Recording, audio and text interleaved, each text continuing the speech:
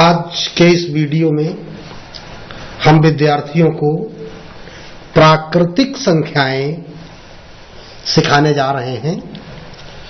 प्राकृतिक संख्याएं, तो प्राकृतिक माने हो गया प्रकृति। प्राकृतिक माने क्या हो गया? प्रकृति। प्रकृति किसे कहते हैं? संसार। संसार को क्या कह दिया गया? प्रकृति कह दिया गया। प्रकृति में पाई जाने वाली संख्याएं प्राकृतिक संख्याएं कहलाती हैं। प्राकृतिक संख्याएं कहलाती हैं। अब ये प्रकृति में कौन सी संख्याएं पाई जाती हैं? तो जरा ध्यान से सोचो कि सबसे पहले तुम्हें क्या सिखाया गया गणित में। तो सभी विद्यार्थी बताएंगे कि गणित में उन्हें सबसे पहले गिनती सिखाई गई। और गिनती की शुरुआत कहां से हुई? एक से। कहां से शुरुआत हुई? एक से। एक, फिर दो, फिर तीन, फिर चार, फिर पांच, फिर छह, फिर सात, फिर आठ, फिर नौ, फिर 10, फिर 11। तो इस प्रकार अभी गिनती क्या हुई? खत्म नहीं हुई। अभी आप गिनती लिखते चले जाएंगे, एक जगह फिर आएंगे 99, फिर उसके बाद 100, फिर अभी गिनती चल रही है, फिर एक जगह पहुंचेंगे तो 999 आ जाएगा, फिर उसके बाद 1000, फिर उसके बाद 1001, फिर गिनती चलती चली जाएगी। फिर कुछ समय बाद क्या आएगा? 9999, फिर उसके बाद 10,000, फिर उसके बाद 10,001, फिर गिनती चली जाएगी। फिर उसके बाद आ जाएगा 99,999, फिर उसके बाद आ जाएगा 1,00,000, और फिर भी गिनती आगे बढ़ती चली जाएगी। तो भाई जब हमने गिनती लिखना शुरू किया, बीच बीच में यह डैश डैश लगा दिया, इसका मतलब है कि बीच की गिनती हमने छोड़ छोड़ के लिखी है। हमने गिनती को क्या किया? अभी देखो 11 के बाद कहां तक गिनती नहीं लिखी? 98 तक नहीं लिखा। 11 के बाद 12, 13 से लेकर 98 तक, फिर 99 लिख दिया, 99 के बाद 100 लिख दिया, और फिर उसके बाद 101, 102 ये सब नहीं लिखा। कहां तक लिखा? 998 तक नहीं लिखा, फिर 999 लिखा। ऐसा हमने इसलिए किया कि हम विद्यार्थियों को यह समझाना चाहते हैं कि जो हमें गिनती सिखाई गई है वो शुरुआत तो एक से हुई है, लेकिन उनका छोर कहीं नहीं है। वैसे तो विद्यार्थियों को 1 से लेकर 100 तक गिनती सिखाई गई, फिर तो गिनती बताई नहीं गई, लेकिन ऐसा तो है नहीं कि 100 के बाद गिनती नहीं होती। अरे भाई 100 के बाद 101 होता है। तो अब यहां पर हम संख्याओं के कुछ गुण देखने को हमारे सामने आ रहे हैं। हम उन गुणों को समझना चाहेंगे और बच्चों को समझाना भी चाहेंगे। तो एक यहां पे क्या दिख रहा है? सबसे छोटी संख्या। तो एक क्या हो जाता है? सबसे छोटी प्राकृतिक संख्या क्या है? एक। और अगर कोई तुमसे पूछ दे कि सबसे बड़ी प्राकृतिक संख्या बताओ, तो भाई बड़ी वाली तो देखो ये बड़ी थी, अभी इससे और बड़ी है। तो बड़ी वाली तो जहां तक जो गिनती गिन पाएगा वो बताएगा सबसे बड़ी, लेकिन गिनती का कोई छोर नहीं है, इसलिए सबसे बड़ी संख्या कहा जाता है अनंत, या इसको अपरिभाषित कहते हैं। अपरिभाषित, या इसका एक निशान होता है। ये अनंत का निशान है, तुम्हारे सामने बना हुआ है। कैसा निशान है? जैसे लग रहा है 8 को लिटा दिया गया है। लग रहा है कि नहीं लग रहा है? तो ये सबसे बड़ी प्राकृतिक संख्या क्या कहते हैं? अनंत। मतलब पता ही नहीं किसी को। अनंत भी कोई संख्या नहीं, अनंत का मतलब पता है नहीं। अभी तुमसे कहा जाए कि अच्छा तारे रात में देखे सबने कि नहीं देखे? सभी बच्चों ने तारे देखे हैं? जरा गिन के बताओ कितने हैं। अब गिनना शुरू करोगे तो क्या होगा? 1 2 3 4 5। तो तारे तो टिमटिमाते हैं। कोई तारा थोड़ी देर दिखाई पड़ा, कोई गायब हो गया। और जिधर घूमोगे उधर तमाम तारे, तो आप गिन नहीं सकते। तुम्हारे सभी बच्चों के घर में गेहूं के बोरे होते हैं। अब पूछा जाए एक बोरे के गेहूं गिन के बताओ कितने हैं? बताओ भाई, गिन पाओगे? नहीं गिन पाओगे ने? तो इसका मतलब अनंत है। अच्छा चलो भाई, दुकान से 1 किलो चीनी ले आओ। अब बताओ कि चीनी के टुकड़े होते हैं नहीं होते हैं? बताओ 1 किलो की चीनी में कितने टुकड़े होते हैं? कोई गिनेगा? नहीं गिन पाओगे ना। तो अनंत कहा जाता है। जब हम कोई गिनती नहीं गिन पाते हैं, उनकी संख्या नहीं बता पाते हैं, तो अनंत कहा जाता है। अभी कोई पूछ दे, बताओ एक नीम का पेड़ तुमको दिखा दें और बोले बताओ इसमें कितनी पत्तियां हैं, नहीं बता पाओगे। तो इस प्रकार प्राकृतिक संख्याएं अनंत तक होती हैं, लेकिन शुरुआत उनकी जो होती है वो 1 से होती है। तो अब इन प्राकृतिक संख्याओं पर आधारित हम विद्यार्थियों को क्या सिखाएंगे? प्रश्नों को हल करना सिखाएंगे। तो चलिए देखते हैं। पहला प्रश्न आ रहा है विद्यार्थियों के सामने। 101 से शुरू होकर 5 क्रमागत संख्याएं लिखो। तो अब देखो, जब इसका हम उत्तर लिखेंगे तो हम उत्तर हेडिंग डाल देंगे और लिखेंगे क्या? 101 से शुरू होने वाली 5 क्रमागत संख्याएं बराबर 101 के बाद 102, फिर 103, फिर 104, फिर 105 और फिर 106। 1 2 3 4 5, 1 2 3 4 5। अभी एक और संख्या लिखनी होगी, और 107। एक बात ध्यान रखना चाहिए, जब कई संख्या लिख रहे हो विद्यार्थी, तो सबसे आखिरी संख्या के पहले और लिखें और बाकी सब में कॉमा। 102, 103, 104, 105, 106 और अभी यहां पे कॉमा नहीं लगाएंगे, और 107। ये आपका उत्तर हो गया। अब देखते हैं विद्यार्थियों के सामने अगला एक प्रश्न रखते हैं। 80 और 100 के बीच की अभाज्य संख्याएं लिखो। अभाज्य संख्याओं के बारे में विद्यार्थियों को सिखाया गया होगा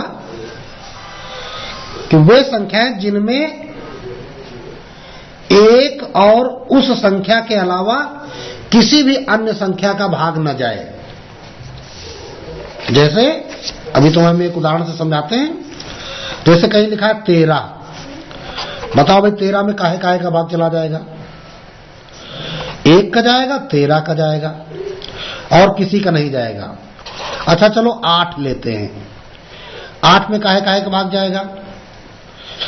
8 में 1 का, 1 अट्ठे 8। 8 में 2 का भी भाग चला जाएगा, 2 चौको 8। 8 में 4 का भी भाग चलाया जाएगा, 4 दूनी 8। 8 में 8 का भी भाग चला जाएगा, 8 एकम 8। तो देखो इसमें कई संख्याओं का भाग चला गया। अच्छा चलो 10 में चेक करते हैं। 10 में 1 का भाग जाएगा, 1 दहम 10। 2 का भाग जाएगा, 2 पंचे 10। 5 का भाग जाएगा, 5 दूनी 10 और 10 का भाग चला जाएगा। तो कई संख्याओं से भाग जा रहा है। 13 में किसी भी अन्य संख्या का भाग नहीं गया तो ये अभाज्य संख्या। जैसे 29 ले लीजिए, अब 29 में तो भाई केवल 1 का भाग जाएगा और 29 का भाग जाएगा। तो जब किसी संख्या में 1 और उस संख्या के अलावा किसी अन्य संख्या का भाग न जाए तो ऐसी संख्याओं को अभाज्य संख्याएं कहते हैं। क्या कहते हैं? अभाज्य संख्याएं कहा जाता है। ऐसी संख्याएं अभाज्य संख्याएं कहलाती हैं। तो अब हमें 80 और 100 के बीच लिखना है, तो हम उत्तर लिखेंगे। क्या लिखेंगे? 80 और 100 के बीच की अभाज्य संख्याएं बराबर। तो 80 के बाद 81, भाई 81 में तो 9 9 81, 82 में 2 का भाग चला जाएगा। भाई सम संख्याएं जो होंगी वो अभाज्य नहीं होंगी, विषम होंगी। 81 के बाद 83 अभाज्य संख्या है। फिर 85 में 5 का भाग चला जाएगा। 85 के बाद फिर 87, 3 का भाग चला जाएगा। 3 दूनी 6, 3 9 27।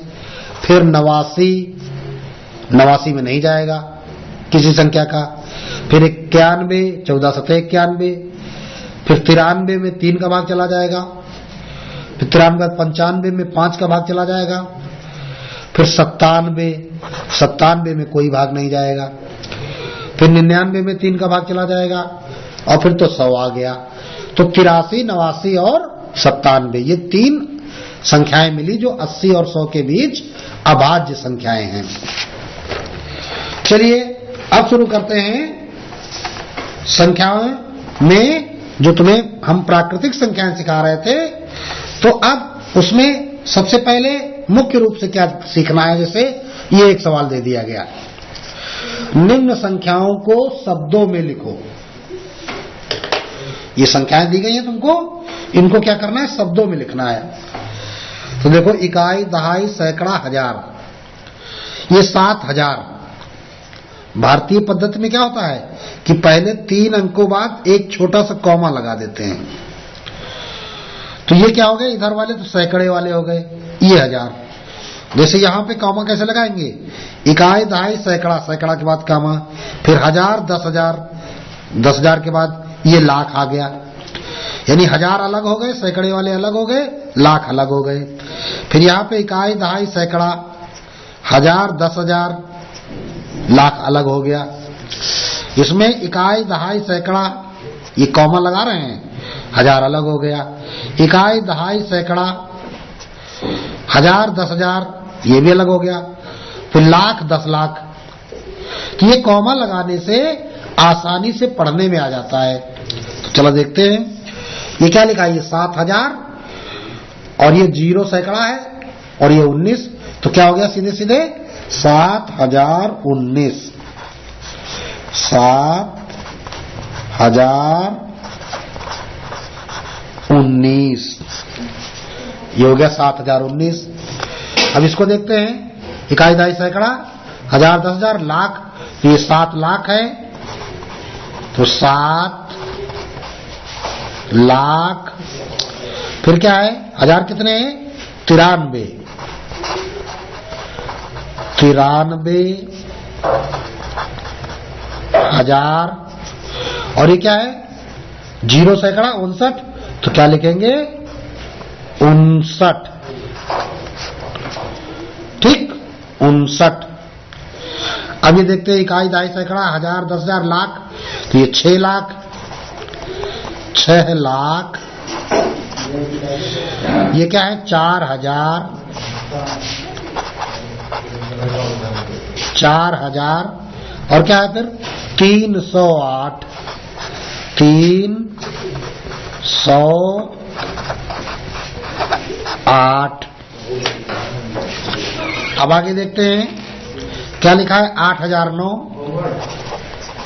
तो 8,009।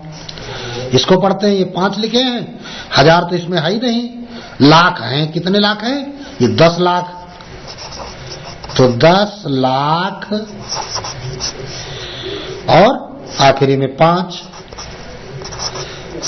तो ये पूरा सवाल तुम्हारा हो गया। तब तो विद्यार्थियों को समझ में आ गया होगा। अब देखते हैं अगला सवाल। अगला सवाल दिया गया है, निम्न संख्याओं को अंकों में लिखिए। तो अब देखिए भाई, अंकों में लिखना है, चलिए इसी पे लिख देंगे। 13,427, तो पहले 1000 वाले लिख लो, 13,000 और 427, 427 लिख गया। 29,105, तो पहले 29,000 लिख लिया, अब 105 बाद में चेक कर लो, इकाई दहाई सैकड़ा 105, 1000 10,000 29,000।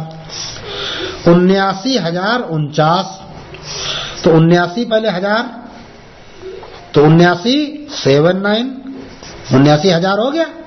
अब 1000 के बाद सैकड़ा नंबर आता, सैकड़ा लिखा नहीं है तो 0 लगा दोगे, और फिर 49 लिखा है तो 49 लिख दिया। 79,049, 7,78,000, तो 7 लाख हो गए। लाख के बाद 1000 कितने है ही नहीं, तो 1000 के 2 स्थान होते हैं तो 2 0 लगाओ।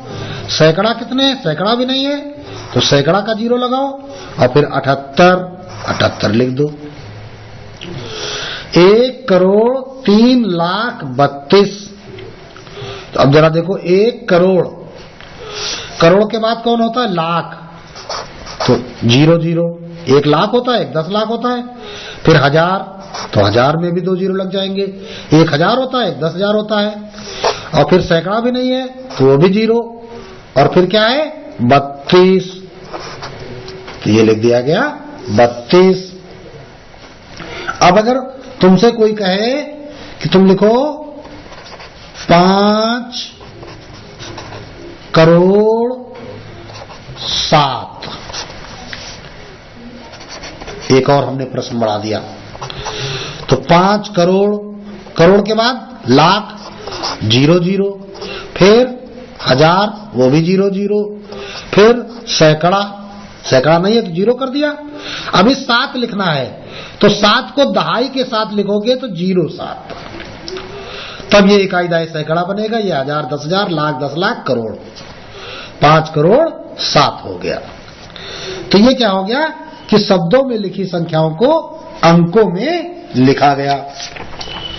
अब देखते हैं विद्यार्थियों को अगला प्रश्न विद्यार्थियों के सामने है, प्रत्येक की पूर्ववर्ती तथा उत्तरवर्ती या अनुवर्ती संख्या लिखो।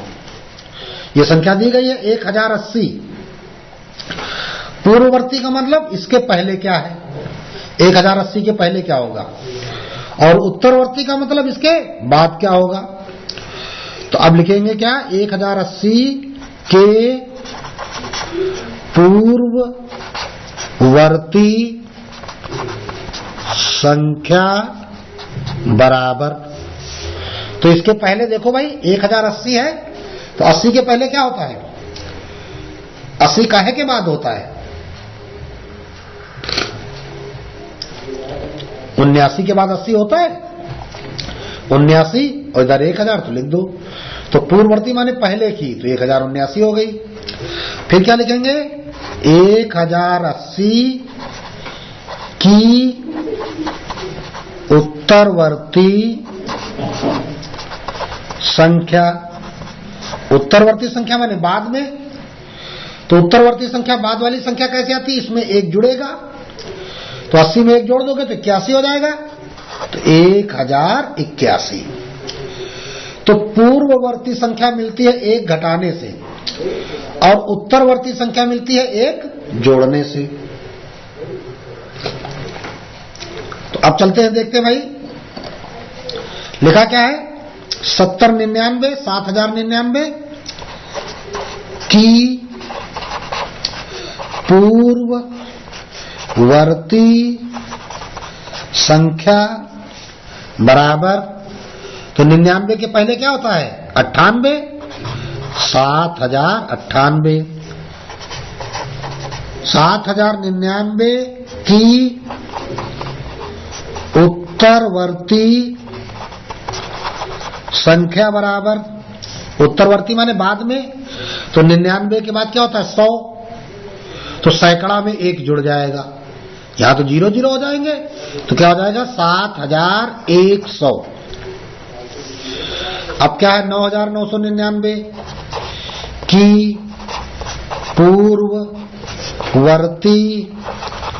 संख्या बराबर, तो 9999, तो 99 से पहले 98, 9998 और 9999 की उत्तरवर्ती संख्या बराबर। अब क्या होगा 1 जुड़ेगा तो 9 1 10, तो दहाई यहां जुड़ेगी 9 1 10, फिर 1 हासिल इधर जुड़ जाएगा 9 1 10, फिर 1 हासिल यहां जुड़ जाएगा 9 1 10, 1 यहां पे आ जाएगा, तो 1 0 0 0 0, 4 ये है तो चारों 0 हो जाएंगे। इसी प्रकार इसका भी जवाब लिख दीजिए। क्या लिखा है इकाई, दहाई, सैकड़ा, हजार, 10,000, लाख, 1,01,000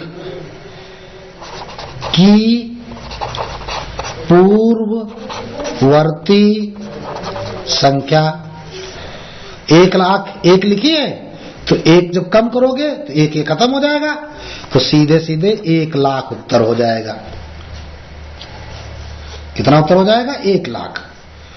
अब क्या लिखोगे 1,01,000 की उत्तरवर्ती संख्या बराबर, तो अब इसमें 1 जुड़ जाएगा, तो 1,00,000 ये हो जाएगा 2। अगला प्रश्न है 6 अंकों की सबसे बड़ी संख्या।